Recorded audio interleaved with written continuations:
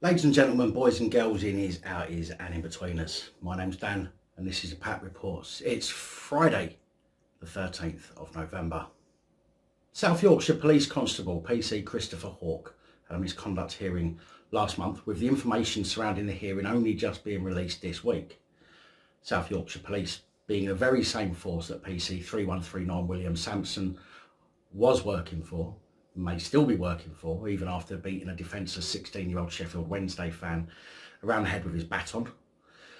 PC Hawke, like many police constables we have spoke about in recent times, seemed to think that his uniform gave him the rights to obtain details from police computers without a legitimate purpose. The accusation was that he had accessed the police computer systems unlawfully 3 times between March 2015 and June 2016. And what worries me is that it's taken this long for them to find out and deal with the problem. I mean, how often do the police do audits on their systems for it to have taken 4 or 5 years to deal with the problem? Surely an organisation like the police should be auditing their systems at the very least every year, which means issues such as this are flagged much quicker, because a misconduct hearing 4 or 5 years after the fact is completely pathetic and shows just how little the police care about the protection of the public or their data. Hawke was also accused of having, in 2018, confidential police information on his personal mobile phone as well. Now, even though the allegations were all proven, South Yorkshire Police said the panel found that PC Hawke had accessed information through South Yorkshire Police systems without having a legitimate policing purpose to do so on March 22nd, 2015, July 2nd, 2015 and June 10th, 2016. This was a breach of the professional standards behaviour. This was a breach of the... Let's try that one again. This was in breach of the standards of professional behaviour relating to confidentiality. Further, the panel found that in or around 2018, PC Hawke had possession of confidential police information on his personal mobile phone. This was a breach of the standards of professional behaviour relating to confidentiality. This conduct constituted gross misconduct. The panel, which was chaired by a legally qualified person, apparently, and included a senior police officer and an independent panel member, decided that the most appropriate outcome was a final written warning. So first of all, they take 4 to 5 years to even deal with the situation, and then all they do is give them a written warning. GDPR laws make it the responsibility of the organisation to protect people's personal information, with hefty fines for those who fail to comply, although I've yet to hear of a company being fined. However, I bet my last pound that the force hasn't informed the person whose data was breached in order for them to put a complaint in. No wonder so many police think they can simply get away with abusing their positions to gather information on people without a legitimate purpose. Do you remember a few weeks ago, Keir Starmer hit a cyclist whilst he was driving his car through Kentish Town in North London? An incident which Keir Starmer apparently lied about, speaking to the police before driving off, as the police said in a later statement that they'd not spoken to him initially, as he'd already left the scene, but went to his house, popped a note in the door for him to speak to them, but wasn't questioned under caution or even asked for a voluntary interview. Well, a man who appeared at Worcester Magistrates Court on October 28th has been fined for the offence of failing to report a crash in which another vehicle was damaged. I guess the vehicle is more important than the man who was knocked off his bike and taken to hospital. Even though the report said the man only suffered minor injury to his arm, I bet there's going to be some psychological injuries. But you know, who cares? It's only one of us peasants, whereas the car, on the other hand, belongs to the DVLA. Granted, the man in court is said to have refused his name and address at the scene and failed to report the incident within 24 hours, but still, it seems like yet again one rule for one and another for us peasantry. And this kind of stuff really boils my piss. Unite, the union, is said to be launching legal challenge against the police after members were told they could not picket outside the Optare bus factory in Sherborne in Elmet on November the 5th. Unite said that following a lawful ballot, its members were picketing peacefully outside the factory. They were observing measures such as social distancing, use of face masks and hand sanitisers, but police told them to stop because it was not allowed under the latest coronavirus lockdown regulations. Assistant General Secretary Howard Beckett said the police's actions were akin to the kind of behaviour seen in a totalitarian state. Of course, and that's clearly the direction we're heading in. The union is taking a case to the High Court on Friday, today, against the Health Secretary and Chief Constable of North Yorkshire. Mr Beckett said the right to take industrial action and to picket is a fundamental one that cannot and should not be removed by government. To do so has all the hallmarks of running a horse and cart through trade union rights. Preventing workers who are taking lawful industrial action from picketing is behaviour more akin to a totalitarian state. We have taken every possible safety measure to ensure the safety of those engaged in this lawful action, and to be frank, they are probably safer outside on the picket line than they would be on the inside. Mr Beckett said workers across the country were fighting for their jobs, including at Rolls-Royce in Barnoldswick, Lancashire. But then the police don't care about that, because the more people out of work or on the poverty line means more crime, and more crime means more powers for the police and more chances for the bad ones to abuse the public. He added, "We understand and support the measures brought in to ensure safety during this pandemic, but cannot accept that this should curtail the right to picket during an industrial dispute." A North Yorkshire Police spokeswoman said the force could not comment whilst legal proceedings were active. What a surprise. What is it with people not quite understanding the law? I mean, this time it's not the police as such, but rather a group of friends in Waterlooville who decided to get together for drinks and watch the football. And no, I don't know who was playing. The males, all in their 50s, were from different households, but were caught by police mixing together in a single property in Sassoon Place on Saturday evening. A spokesman for Hampshire Police said, "We were called to a potential breach of COVID-19 regulations at around 5 p.m. on Saturday, November the 7th, to an address in Sassoon Place on the Brerewood estate in Waterlooville. Officers found a number of adults from different households drinking and socialising whilst watching football. 4 men aged in their 50s have been issued a fixed penalty notice of £200 each after police engaged with the group and explained the regulations." Now, how difficult is it to understand that the police do not have powers of entry over COVID breaches, unless it's to do with potentially infectious people in some cases? Why are people opening the door to them? I mean, come on, people, if you're not expecting anyone, in fact, even if you are, look out the bloody window first and see who it is. Stop stitching yourselves up by opening the door to police and literally handing yourself over on a silver platter. Remember, silver platters are for hog roasts, not for the people who eat them. Police are still earning the hate from the public with their ever-increasing attacks on people's liberties after an Indian restaurant in Sevenoaks was fined £1,000 because police found people still on the premises 15 minutes after the unlawful lockdown cut off.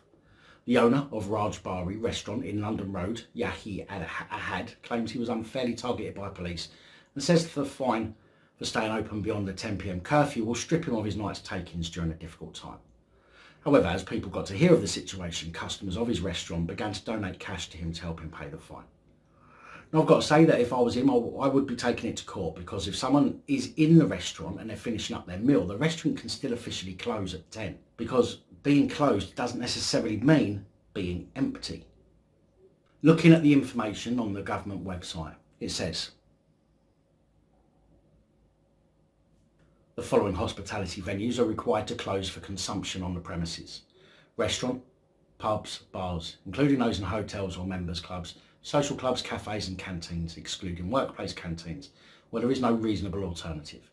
These businesses can continue to provide food and non-alcoholic drinks on a takeaway basis between 5 a.m. and 10 p.m. This means the customer can enter the premises to place and collect their order. Food and non-alcoholic drinks can also be served for delivery, where orders are made online, by telephone or by post, and via click and collect and drive-through. Food and drinks for delivery via click and collect and drive-through only between 10 p.m. and 5 a.m. Click and collect and delivery services can only operate where goods are pre-ordered by phone, online, via a mobile app or by post, and collected without entering the premises. Alcohol for consumption off the premises for delivery, click and collect and drive-through. As above, this means it must be pre-ordered by phone, online, via a mobile app or by post, and must be collected without entering the premises. Venues offering click and collect or delivery services must not include alcoholic beverages if their licence does not already permit. Now, there's nothing in the guidance that says the place has to be empty at 10 p.m. And this isn't the first time this has happened where police have forced someone to accept a fine. This needs to be taken to court for a judge to rule on, as the guidance surrounding this 10 p.m. closing is, in my opinion, being abused, whether purposely or by a misguided plot. I mean, let's face it, if they're being asked to close for no good reason anyway, but if a table or two are still finishing and everyone else has left, surely that's better than staying full till 10 and kicking everyone out at the same time. Boris Johnson even told the House of Commons when he announced this ridiculous rule that to help the police enforce this rule, I'm afraid that means, alas, closing and not just calling for last orders because simplicity is paramount. But again, the definition of close is not clear, and because of that, the fines must be unlawful on that basis, as well as being unlawful on the basis that the Bill of Rights says that all grants and promises of fines and forfeitures of particular persons before conviction are illegal and void. Yahi Ahad said last Wednesday everybody was going out for a meal. There were many people everywhere and we tried our best to get everybody out, but it was difficult. Yes, the penalty is unfair. We are a small business. People were everywhere that night. The world has gone mad.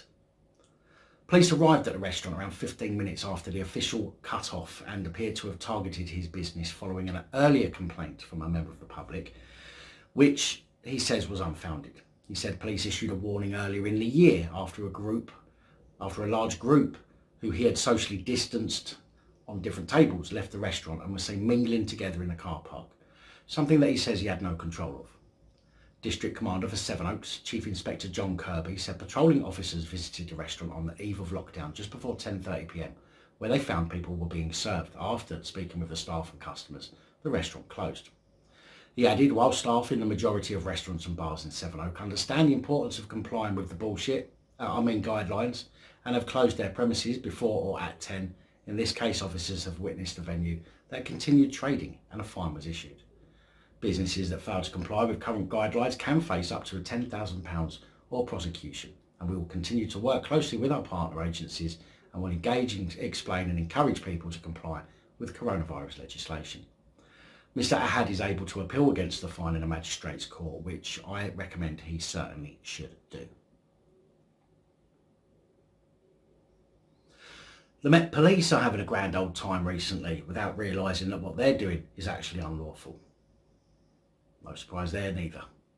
Issuing unlawful fines and forfeitures without conviction of a crime has always been unlawful, but this is something that we've grown up to believe is the norm for petty infractions or for lenient sentences for more serious crimes. Maybe it's just me, but I think that the reason no one's ever really questioned them is due to the fact that, number one, they would rather pay a fine and get it over and done with. And number two, because the courts and police persistently tell people that if they choose to go to court rather than accept a fine, the punishment will be far worse, which puts people off challenging them. However, during these COVID times, fines and forfeitures are being abused by police to destroy people's livelihoods and punish families for simply trying to put food on their tables. And the worst thing is, they're doing it willingly without question. Police are supposed to work for and protect the public. However, even though so many of us can see just how wrong it is to fine someone £1,000, £10,000, or in the case of this story, £67,000, the police either haven't taken the time to work it out yet, or simply don't care and just love the idea that they have another tool in their arsenal to punish the public. More than 30 policy enforcers turned up at a gym in London on Tuesday after the owner refused to close the business during lockdown. Well done, sir, well done. It's a damn shame that other people aren't lacking. It's a damn shame that other people are so lacking in the backbone department to do as they're told, even when they know, and we know, that it's not making a blind bit of difference to the narrative, but is and will make a huge difference to the families. The Metropolitan S entered Zone Gym in Wood Green, North London at 6 p.m. last Tuesday night to stop patrons from working out, while another group of S officers arrived at 8:30 a.m. the following morning because the owner, Andreas Michelli, reopened the following day after being told to close. On the Wednesday morning, police spent their time blocking the car park to prevent people parking up and going into the gym. Good morning, people. Guess what? We're still open, and guess what? They're back again, wasting police resources, sitting there outside the door. So, I mean, if you want to come down, we're here. We're open. Come on, come on. Woo! What a cracking waste of police resources, Matt. You really are a bunch of dumb cunts. Gym users who were unable to gain access yelled at the police. One shouted, "You're behaving like Nazis. You should be ashamed of yourselves." By 11 a.m, the shutters of the gym were back up and more than a dozen people were working out in the gym, showing the waste of police resources ordered by some inspector, no doubt. Really worked out well for them, didn't it? Due to the police not being able to prevent the close of the gym, due to the police not being able to prevent the gym from reopening again, They called enforcement officers from Haringey Council, and they arrived at lunch to serve legal papers warning that they would force entry to the premises on Thursday in an effort to secure its closure. After the raid, Michelli posted a video to his Facebook page where he told his followers that he was not closing the gym. "We are not closing," he said. "We are staying open because it's the right thing to do, and we need the message to get out there to the public. I'm flabbergasted gyms are being forced to close. Gyms have some of the lowest infection rates of business sectors. The police have asked us to close, but we are going to do right by our members, even if the legislation says differently. We are keeping people healthy. This is not about the police, and we understand they have a job to do. It's about people at the very top of government making the wrong decisions. Closing gyms is the worst decision I've encountered in my life. The benefits of keeping gyms open completely outweigh any reason that exists to close them. You improve your immune system by going to the gym, which means it makes no sense to close them." However, a corrupt magistrates court has slapped Michelli with a £67,000 fine and ordered him to close his doors until Tuesday, when he can then contest the closure in court. And the thing is, it's highly likely the police force gym is open to use by the police, so they simply don't care. The police are still able to interact with people daily, albeit seemingly increasingly more negative interactions, but they are still able to interact with colleagues and the public alike, but the rest of us are suffering. Taking away almost all socialising activities from people's lives is going to cause more mental health crises. The police are going to find themselves attending more and more suicides because they are not taking into account the law. I want to make it perfectly clear to you watching this video. You would think that an act passed into law 332 years ago wouldn't really be relevant today, and to be honest, I didn't either. But the Bill of Rights 1688 is relevant, and is it still in force today? You can see here, it says the latest version and shows there are currently no known outstanding effects for the Bill of Rights. This is still in full effect. And this bill, which cannot be superseded by anything other than an act that specifically repeals this act, is protection from what is happening to us right now. Article 10 says that excessive bail ought not to be required, nor excessive fines imposed, nor cruel and unusual punishments inflicted. 36 grand is excessive in anyone's books. Article 12 says that all grants and promises of fines and forfeitures of particular persons before conviction are illegal and void. No dispensation by non-abstante of or to any statute or any part thereof shall be allowed, but the same shall be held void and of no effect except a dispensation be allowed in such statute. Which in my understanding means no relaxation of this bill, i.e. no attempt to change it, by notwithstanding any statute or part of any statute of this bill is allowed in any statute made in an effort to undermine this bill will be void and have no effect. And also says that all which their majesties are contented and pleased shall be declared enacted and established by authority of this present parliament and shall stand, remain and be the law of this realm forever. In other words, I believe this means that so long as the king at the time was happy with the act and it was passed into law during the sitting parliament at the time, then the Bill of Rights will remain in effect forever. Now I realise this is something I've not touched on before. I'm still learning as I go, but this is an active act of parliament and is in force today, and thanks to Daddy Dragon for speaking with me recently and pointing this out to me so that I can give you more information to hopefully help you. I'm going to link to Daddy Dragon's channel in the description, and although it might all sound a bit confusing, I urge you to go and check out his channel on his website, which will give you a much better understanding of this bill. However, if you are hit with a fine, in my opinion, you should be appealing it. You'll go to Magistrates Court initially, where they will no doubt find you guilty, but you need to appeal that. And for that, you need to cite the Bill of Rights. If you are still fined, you need to get a judicial review. Simply please not guilty, and get it taken to a proper court, not magistrates, where a real judge with real knowledge of the law will be better suited to understand the Bill of Rights.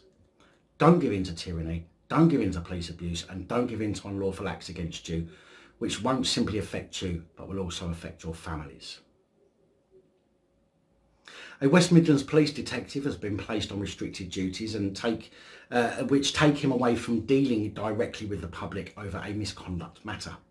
39-year-old Detective Constable Nick Taylor was taken off public-facing police duties whilst the force professional standards look into allegations about his private life, which seem to involve a woman who works for the West Midlands Ambulance Service. Detective Chief Inspector Adam Henderson from West Midlands Police's Professional Standards Department said, Detective Constable Nick Taylor has been removed from public-facing police duties while our Professional Standards Department investigates allegations of gross misconduct. We hold all of our officers to the highest standards and we will take appropriate action against anyone whose actions fall below what is expected and get caught. West Midlands Ambulance Service said, we have been made aware of allegations made against a member of our staff. West Midlands Ambulance Service expects the highest standards from its staff, both in and out of work. Due to the allegations made, the Trust will be undertaking a full investigation into the circumstances. However, I have no further information at this time about the actual nature of the allegations.